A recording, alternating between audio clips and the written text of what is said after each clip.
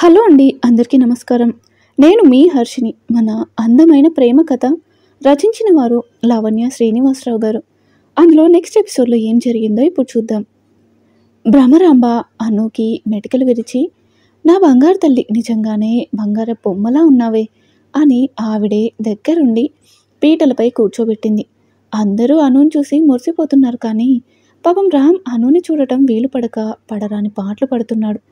తెరపై నుంచి అనుని చూద్దామని రామ్ ప్రయత్నిస్తుంటే భ్రమరాంబ రామ్ చెవిని పట్టుకొని, చూడు అను, మీ ఆయన నిన్ను చూడడం కోసం ఎలా ఆరాటపడుతున్నాడో అని అంది. ఆ మాటలకు అందరూ పక్కున నవ్వితే అను సిగ్గుపడుతూ తలదించుకుంది. రామ్ మాత్రం, ఆ పిన్ని గారు, చెవి వదలండి, ఇక చూడను అని అన్నాడు. అది అలారా దారికి అని వంగి, మీ ఆవిడ చాలా బాగుంది, కావాలంటే చూడు అని తన ఫోన్ చూపించింది భ్రమరాంబ. అందులో అను సిగ్గుపడుతూ నవ్వుతూ ఉంది. ఆ ఫోటో చూడగానే రామ్కి లోపల బటర్ఫ్లైస్ తిరుగుతూ ఉన్నాయి. ఆ హాయిలో ఉన్న రామ్, అవును పిన్ని గారు, ఇంత హడావిడిలో మీరు ఈ ఫోటో ఎలా తీశారో అని అడిగాడు. ఏదోలాగా తీసాలే, కానీ నువ్వు హ్యాపీనా అంది భ్రమరాంబ. ఓ, థ్యాంక్ యూ పిన్ని గారు అన్నాడు రామ్. బాబు, ఆవిడతో మాట్లాడడం అయిపోతే ఈ అక్షింతలు పట్టుకోనాయనా అన్నారు పూజారి గారు. దెబ్బకి ఇద్దరు సైలెంట్ అయిపోయి పెళ్లిపై దృష్టి పెట్టారు రామ్ భ్రమరాంబలు.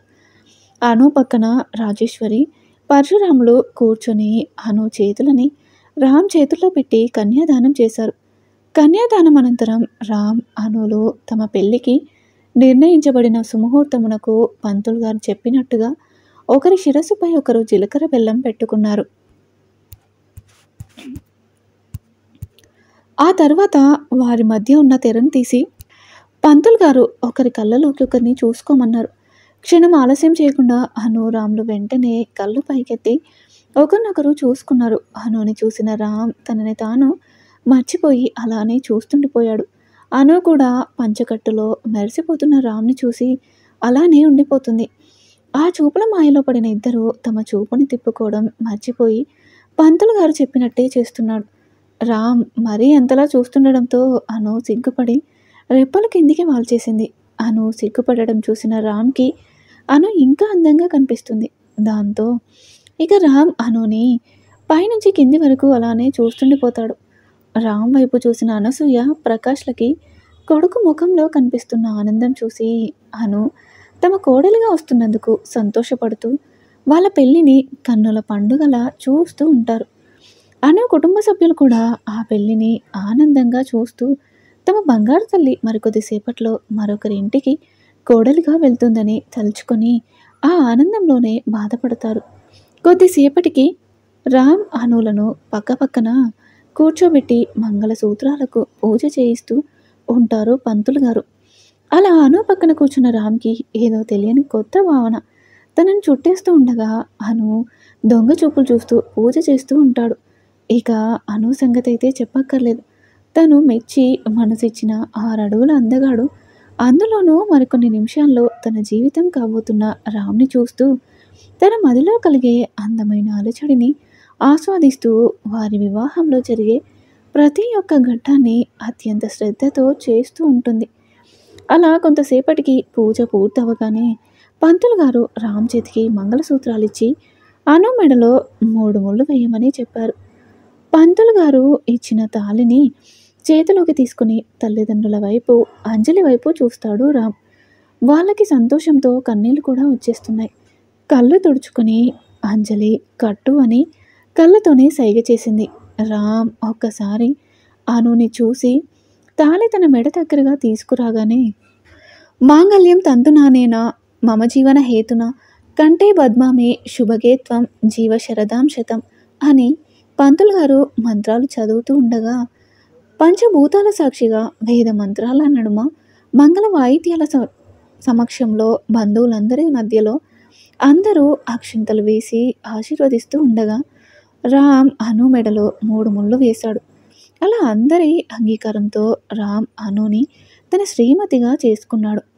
తర్వాత తలంబ్రాలు పోసుకొని ఉంగరాలు తీసి పెళ్లిలో ప్రతి ఘట్టాన్ని పూర్తి చేశారు అను రామ్లు.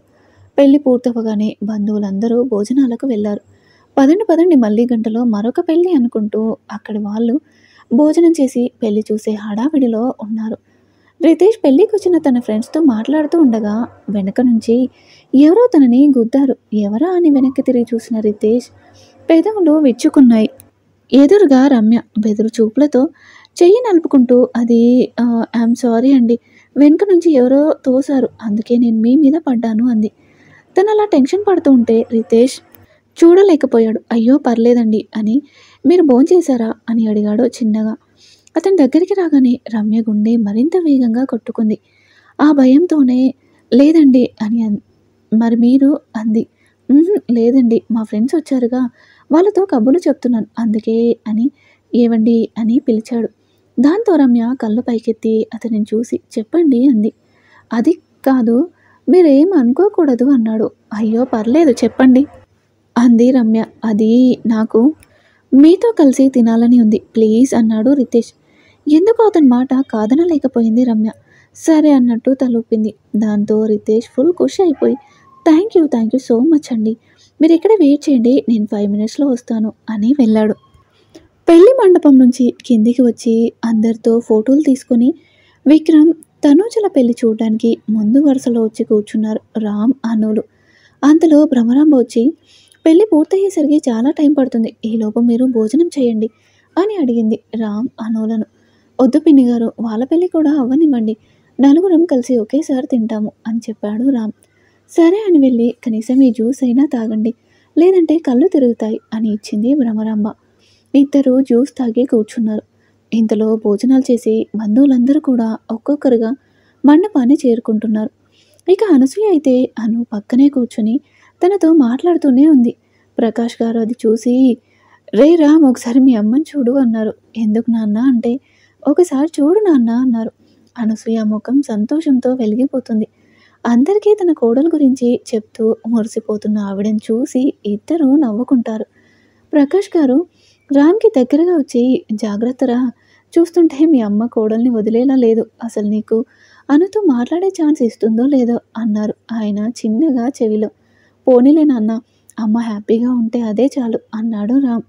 ఊరుకో నాన్న, నువ్వు కనుక ఇదే మాట మీ అమ్మతో చెప్పావనుకో పేరుకు నీకు కోడల్ని ఒక్కసారి చూపించి ఇక వెళ్ళు అంటుంది అన్నారు ప్రకాష్. ఇంతలో అంజలి వచ్చి ఆయన పక్కన కూర్చొని ఏంటి తండ్రి కొడుకులిద్దరూ గుసగుసలాడుకుంటున్నారు అంది. ఏం లేదమ్మా మీ అమ్మని చూడు, అనుని అస్సలు వదిలిపెట్టడం లేదు. ఛాన్స్ ఇస్తే తన చేతికి మీ అమ్మ చేతికి ఒక తాడు కట్టేసుకునేలా ఉంది. అదే కనుక నిజమైతే రేపు మీ తమ్ముడు పరిస్థితి ఏంటా అని ఆలోచిస్తున్నా అన్నారు ఆయన నవ్వుతూ. ఊరుకున్నాన్న మీరు మరీను, అమ్మ ఎప్పుడో అనునే తన కోడలని ఫిక్స్ అయిపోయింది. మధ్యలో ఏదో చిన్న డిస్టర్బెన్స్ వచ్చి అది నెరవేరదేమో అని భయపడింది. కానీ అన్నీ సర్దుకొని చివరికి తన కోరికే తీరినందుకు చాలా సంతోషంగా ఉంది. ఎంతంటే కూతుర్ని కూడా పట్టించుకోలేనంతగా అంది అంజలి. నువ్వే అలా అంటే మరి నా పరిస్థితి ఏంటి తల్లి అన్నారు ప్రకాష్ దిగులుగా. ఏముంది నువ్వు తమ్ముడు కలిసి కబుర్లు చెప్పుకోవడమే అని నవ్వుతూ అక్కడి నుంచి వెళ్ళిపోయింది అంజలి. ఆ మాట విని తండ్రి కొడుకు అంటూ ఒక నిట్టూర్పు విడిచారు. వీళ్ళు మాటల్లో ఉండగానే విక్రమ్ తనుజల పెళ్ళి ప్రారంభమైంది.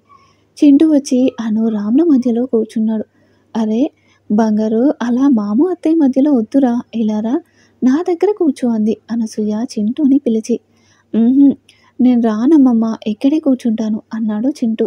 అది కాదు అని అనసూయ అంటుంటే పోనీలేమ్మా ఇక్కడే ఉండని అని చింటూని తన ఒడిలో కూర్చోబెట్టుకొని అనుకి దగ్గరగా జరిగాడు రామ్. ఎవరికి కనిపించకుండా చింటూని అడ్డు పెట్టుకొని మెల్లిగా అను వెనుక నుంచి చేతిని పోనిచ్చి ఒక్కసారిగా అను నడుముని గిల్లాడు. అనుకోని ఈ పరిణామానికి అను అరిచింది కొంచెం చిన్నగా. అయ్యో ఏమైందమ్మా ఎందుకలా అరిచావు అని అడిగింది అనసూయ కంగారుగా. ఏం లేదత్తయ్య దోమలు కొడుతున్నాయి అనుకుంటా అంటూ నడుమును ఒత్తుకుంటూ రామ్ వంక గుర్రును చూసింది. కానీ రామ్ అదేమీ పట్టనట్టు చింటూని ముద్దాడుతూ ఉన్నాడు. ఒక క్షణం అతన్ని చూసి నవ్వుకుంటూ పక్కకు తిరిగింది అను. అను ఏమీ అనకపోవడంతో మళ్ళీ చేతిని పెడుతుంటే ఈసారి అను చూసి ఆ చేతి వేళ్లలో తన చేతి వేళ్ళు ముడివేసి వద్దు అని సైగ చేసింది. ఇక రామ్ కూడా తనని ఎక్కువ ఇబ్బంది పెట్టకుండా ముద్దిగా ఆ చేతిని పట్టుకొని కూర్చున్నాడు. విక్రమ్ పూజ చేస్తూ ఎదురుగా ఉన్న రామ్ అనులని చూశాడు. వాళ్ళు ఒక చేయి ఒకరు పట్టుకొని నవ్వుతూ ఉండటంతో సంతోషంగా పూజ పైన దృష్టి పెట్టాడు విక్రమ్. కొద్దిసేపటికి తెర అడ్డు పెట్టి తనూజను తీసుకొచ్చారు మండపానికి. తను కూడా పెళ్లి కూతురు ముస్తాబులో మెరిసిపోతుంది. ముందుగా విక్రమ్ కాళ్ళు కడిగి కన్యాదానం చేశారు తను తల్లిదండ్రులు. తర్వాత ముహూర్త సమయానికి ఒకరి తలపై ఒకరు జీలకర్ర బెల్లం పెట్టుకున్నారు విక్రమ్, తనూజ. ముందుగా పంతులు గారు ఆశీర్వదించగానే తర్వాత పెద్దవాళ్ళు అక్షింతలు వేసి వాళ్ళ ఆశీస్సులు అందించారు కొత్త జంటకి. అందరూ ఆశీర్వదిస్తున్నారు కానీ ఇద్దరు తలదించుకునే ఉన్నారు. దాంతో వసు కిందికి వంగి కొడుకుతో తనూజని చూడమని చెప్పింది. తనూజకి కూడా చెప్పడంతో ఇద్దరు మెల్లిగా కళ్ళ పైకెత్తి ఒకరినొకరు చూసుకున్నారు. విక్రమ్ ఇబ్బందిగానే తనూజని చూసినా ఆ తర్వాత ఆమె నుండి చూపు తిప్పుకోలేకపోయాడు అతను. తనూజ మాత్రం ఒక్క నిమిషం అలానే ఉండి తర్వాత సిగ్గుపడుతూ కళ్ళు దించేసింది. కొద్దిసేపటికి ఇద్దరిని పక్కపక్కన కూర్చోబెట్టి మంత్రాలు చదువుతూ ఇద్దరి చేత పూజ చేయించి మంగళసూత్రాన్ని విక్రమ్ చేతికి ఇచ్చారు పంతులు గారు. విక్రమ్ ఆ తాళిని పట్టుకుని లేచి నిలబడి ఒకసారి అను వంక చూసి తనూజ మెడలో 3 ముళ్ళు వేశాడు విక్రమ్. అలా వాళ్ళ పెళ్లి కూడా ముగిసి ఇద్దరు కొత్త జీవితంలోకి అడుగుపెట్టారు. ఎందుకో తెలియదు తనూజ తాళిని చేత్తో పట్టుకుని భావోద్వేగానికి గురై కన్నీళ్లు కారుస్తుంటే వసు వెళ్ళి ఆమె కన్నీళ్లు తుడిచి ఏడవకూడదు అంది. దానితో ఆమె తన కళ్ళు తుడుచుకొని క్షమించండి అని తల దించుకొని కూర్చుంది. ఆ తర్వాత ఇద్దరికి దండలు మార్చుకొని కిందికొస్తుంటే వాళ్ళని చూసిన ఆ తల్లిదండ్రులు మురిసిపోయారు. ఇద్దరు వెళ్ళి పెద్దవాళ్ళ ఆశీర్వాదం తీసుకున్నారు. తను రఘురామయ్య గారి కాళ్ళకు నమస్కరిస్తూ నన్ను క్షమించండి తాతయ్య గారు అని కన్నీళ్లు పెట్టుకుంటుంటే అరరే లే తల్లి అని పైకి లేపి తప్పమ్మా, కొత్త పెళ్లి కూతురు ఇలా ఏడవకూడదు అని, నాకు అను ఎంతో నువ్వు కూడా అంతే తల్లి, ఈ క్షణం నుంచి నాకున్నది ఒక్క మనవరాలు కాదు ఇద్దరు అని అనుని కూడా పిలిచి దగ్గరికి తీసుకున్నారు. వాళ్ళని చూసిన అందరూ ఎంతో సంతోషించారు. విక్రమ్ చేతిలో తను చేతిని పెడుతూ ఇక నుంచి తన బాధ్యత నీది బాబు, నా మనవరాలు జాగ్రత్త అన్నారు రఘురామయ్య. తప్పకుండా తాతయ్య గారు, నన్ను కూడా మన్నించండి అంటూ విక్రమ్ చేతులు జోడిస్తుంటే ఆ చేతులు పట్టుకుని ఏమయ్యా ఫోటోగ్రాఫర్, నాకు వీళ్ళకి ఒక ఫోటో తీయవయ్యా అంటూ తను విక్రమ్లను చెరొక వైపు నించోబెట్టుకున్నాడు రఘురామయ్య. తర్వాత నలుగురిని భోజనాలకు తీసుకెళ్లారు. అక్కడ అంజలి ఒకరికొకరు తినిపించుకోవాలని చెప్పి వాళ్ళు తినిపించుకునేలా చేసింది. అప్పటికే పెళ్ళికి వచ్చిన వాళ్ళు వెళ్ళిపోయి అది కొద్దిమంది బంధువులు మాత్రమే మిగిలారు. తెల్లవారుతూ ఉండగా రత్న వచ్చి తను విక్రమ్లను తీసుకువెళ్తానని అడిగింది. ఎందుకంటే పెళ్ళి ఇక్కడ జరిగిన అప్పగింతలో వాళ్ళ ఇంటి నుంచే జరగాలని. అందరూ సరే అనడంతో విక్రమ్ వాళ్ళు బయలుదేరారు. వాళ్ళతో పాటు రాజశేఖర్ వాళ్ళు కూడా వెళ్తున్నారు. అక్కడి నుంచి కొడుకుని కోడల్ని వాళ్ళ ఇంటికి తీసుకువెళ్ళడానికి అన్నీ సర్ది కారులో కూర్చోబోతూ గోపాలరావు వెనక్కి వచ్చి మీ అందరికీ చాలా చాలా ధన్యవాదములండి, నా కూతుర్ని కూడా మీ ఇంటి ఆడపిల్లలా చూసుకున్నారు అన్నాడు. అరే మా ఇంటి ఆడపిల్లలా ఏంటండి, తను కూడా మా ఇంటి పిల్లే, నాన్న చెప్పారుగా అనుతో తను కూడా తన మనవరాలని అన్నాడు శంకర్. చాలా సంతోషం అండి, ఇక ఉంటాను అని చెప్పి వాళ్ళు వెళ్ళిపోయారు. తను వెళ్తుంటే అనుకి ఏడుపు వచ్చింది. అనుని చూసి తను కూడా ఏడుస్తుంది. ఒకప్పుడు ఇద్దరు ఒకరిపై ఒకరు కోపంతో ఊగిపోయి వాళ్ళు, అలాంటిది ఇప్పుడు ఇద్దరి మధ్య ఏర్పడిన అనుబంధం చూసి అందరూ ఆశ్చర్యపోయారు. వాళ్ళు ఆ ఆశ్చర్యంలో ఉండగానే తను వాళ్ళ కారు వెళ్ళిపోయింది. ఇద్దరు కష్టంగా ఒకరికొకరు బాయ్ చెప్పుకున్నారు. వాళ్ళు వెళ్ళగానే రామ్ అనులను హారతిచ్చి దిష్టి తీసి ఇంటి లోపలికి తీసుకెళ్లారు. ముందుగా పూజ గది దగ్గరికి తీసుకొచ్చి ఇద్దరు దండం పెట్టుకొని కూర్చున్నారు. అప్పటికే చాలా ఆలస్యం ఇవ్వడంతో అనసూయ రామ్ అనులను వాళ్ళ ఇంటికి తీసుకువెళ్తానని అడిగింది. ముందే తెలిసిన ఆ మాట వినగానే అందరికీ పిడుగు పడ్డట్టు అయింది. వారితో పాటు అనుకి కూడా చాలా బాధ కలిగింది. కానీ తప్పదు కదా. కన్నీళ్లు దిగమింగుకొని ముందుగా వాళ్ళ తాతయ్య దగ్గరికి వెళ్ళొస్తాను తాతయ్య అనగానే ఆయన అనుని గుండెలకి హత్తుకుని జాగ్రత్త తల్లి అన్నారు. పైకి చెప్పకపోయినా ఆయన మనసులో ఎంత బాధపడుతున్నారో అందరికీ అర్థమవుతుంది. తర్వాత అందరికీ ఒక్కొక్కరుగా చెప్తూ ఉండగా వాళ్ళందరూ తమ బంగారు తల్లిని హత్తుకొని కన్నీటి పర్యంతమయ్యారు. కొద్దిసేపు ఆ వాతావరణం మొత్తం మౌనంగా ఉండిపోయింది. వాళ్ళని చూసి అనసూయ కూడా ఏమీ మాట్లాడలేకపోయింది. ముందుగా భ్రమరాంబ తేరుకొని కళ్ళు తుడుచుకుంటూ అమ్మా అను, ఇక చాలు తల్లి కన్నీళ్ళు. ఇక సంతోషంగా నీ ఇంటికి బయలుదేరు. అక్కడ రాంబాబు నీ కోసం చూస్తున్నారు అంది. అప్పటికి అను తన తండ్రిని వదలకపోవడంతో, అన్నయ్య నువ్వు కూడా ఏంటి చిన్న పిల్లాడిలా? అయినా అది ఎక్కడికెళ్తుందని మీరు ఊరుకోకపోతే అది అలా ఏడుస్తూనే ఉంటుంది. వాళ్ళు ఎంత మంచి వాళ్ళైనా మరీ ఇంత ఎదురు చూసేలా చేయకూడదు అని అనుని పరశురాం దగ్గర నుంచి తీసుకొని రామ్ దగ్గరకు తీసుకొస్తుంది. రామ్ అను చేయి పట్టుకొని కళ్ళార్పుతాడు. దాంతో కొంచెం నెమ్మదించి కళ్ళు తుడుచుకొని వెనక్కి తిరిగి మరొకసారి అందరినీ చూసి రామ్‌తో కలిసి కార్ దగ్గరికి వస్తుంది. తన వెనకాలే అందరూ వచ్చి అనుకి జాగ్రత్తలు చెప్తూ ఉంటారు. హైమ, రాజేశ్వరులు అనసూయ దగ్గరికి వెళ్ళి, చిన్నప్పటి నుండి కొంచెం గారాబం ఎక్కువ వదిన. తెలియక అదేం తప్పు చేసినా మీరు పెద్ద మనసుతో దాన్ని అర్థం చేసుకోండి అంటారు. అయ్యో! మీరు ఇంతలా చెప్పాలా వదిన? అయినా నాకు అంజలి ఎంతో అను కూడా అంతే అని ఇప్పటికే లేట్ అవుతుంది. అక్కడ అందరూ మా కోసం ఎదురు చూస్తూ ఉంటారు. ఇక వెళ్తాము. మీరు అను కోసం అస్సలు దిగులు పడకండి అని చెప్పింది. వాళ్ళు కూడా అనసూయ మీద ఉన్న నమ్మకంతో తమ బంగారు తల్లిని అత్తారింటికి సాగనంపారు. ముందు కారులో రామ్, అను కూర్చుంటే వెనక అనసూయ, ప్రకాష్, అంజలి, ఈశ్వర్ వెళ్లారు. దారిలో అను ఏడుస్తూ ఉంటే రామ్ దగ్గరకు తీసుకుని ఓదార్చాడు. ఎంత నచ్చ చెప్పినా ఆ టైంలో అస్సలు ఆగవు కన్నీళ్లు అనుకి. కొద్దిసేపటికి అలానే రామ్ భుజంపై పడుకుని రాత్రి నిద్రలేక అలసిపోవడంతో కళ్ళు మూసుకొని పడుకుంది. నిద్రలో జారిపోకుండా ఇంకా దగ్గరికి తీసుకుని గట్టిగా పట్టుకున్నాడు రామ్ అనుని. అక్కడ తను వాళ్ళ ఇంట్లో తను, విక్రమ్‌లకు కూడా హారతిచ్చి లోపలికి తీసుకెళ్తారు రత్న వాళ్ళు. వెళ్ళిన కొద్దిసేపటికి లేట్ అవుతుందని వెళ్దామని వసు చెప్పగానే తను కూడా తన తల్లిదండ్రులను పట్టుకుని ఏడుస్తుంది.